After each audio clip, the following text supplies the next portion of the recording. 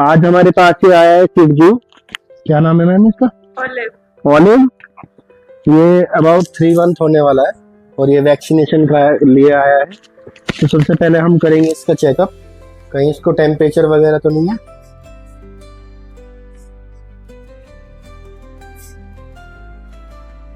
क्योंकि without temperature लिए अगर पेट को फीवर है तो ये सभी ओनर को पता होना चाहिए कि जिस पेट का टेम्परेचर रेज है तो फिर आप वैक्सीनेशन नहीं लगवाना, क्योंकि टेम्परेचर में वैक्सीनेशन उसको रिएक्ट करेगी। इसका टेम्परेचर बिल्कुल ओके है। देन हम अभी इसकी करेंगे आइज को चेक, कहीं हीमोग्लोबिन वगैरह डाउन तो नहीं है। तो इसकी आइज भी परफेक्ट है। आफ्टर दैट टंग भी इसकी बिल्कुल नॉर्मल है।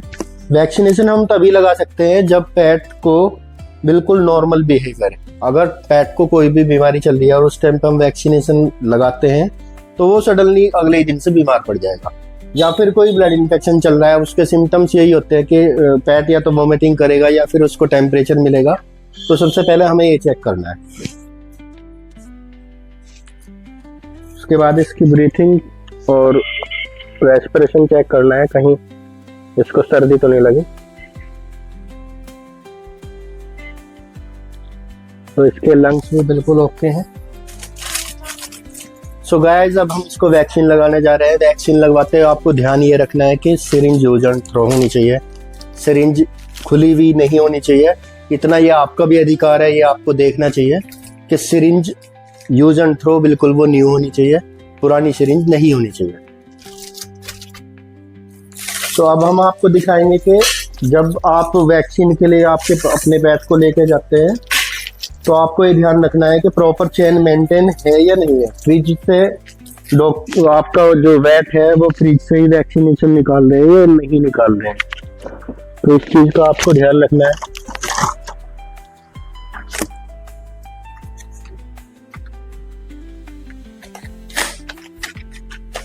इसमें प्रॉपर चेन मेंटेन होनी चाहिए कॉलिंग की, उसके बाद ही वैक्सीनेशन का फायदा होगा, अदरवाइज कोई फायदा नहीं है अगर चेन ब्रेक है तो।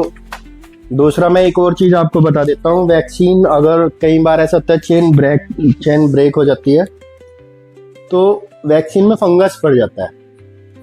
ये वैक्सीन की पहचान है कि इसमें फंगस नहीं पड़ना चाहिए। अगर फंगस पड़ गया समझ लो वैक्सीन खराब है।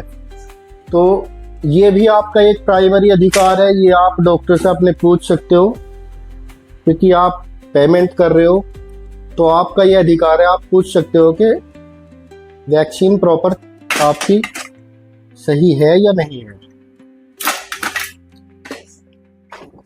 वैक्सीन 2 मिनट के अंदर अंदर, कोशिश करें बैठ के 1 मिनट के अंदर ही इंजेक्ट हो जानी चाहिए पेट के अंदर।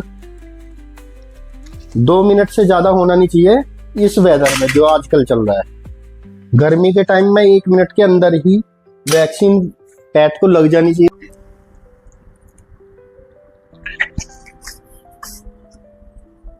पेट को जब आप वैक्सीन लगाते हैं तो कोशिश करो उसका ध्यान थोड़ा डाइवर्ट करने की, ऐसे खुजली करो ताकि वो उसका ध्यान इंजेक्शन पे ना रहे।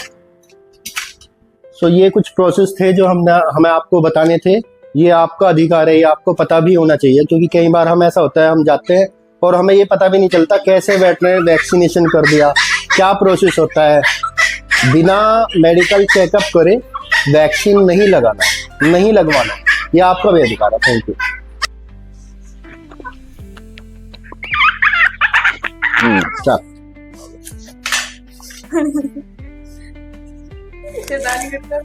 अब मैं आपको बताता हूँ, जैसे आज का ये मौसम सीजन चल रहा है नवंबर दिसंबर जनवरी तक, इसमें केसी सबसे ज्यादा होने के चांस रहते हैं पेट को।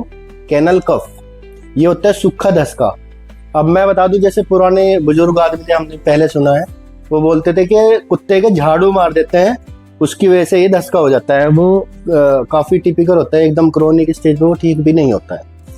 तो ऐसा कुछ नहीं है, झाड़ू मारने से कुछ नहीं होता। ये बीमारी एक दूसरे को फैलने वाली है।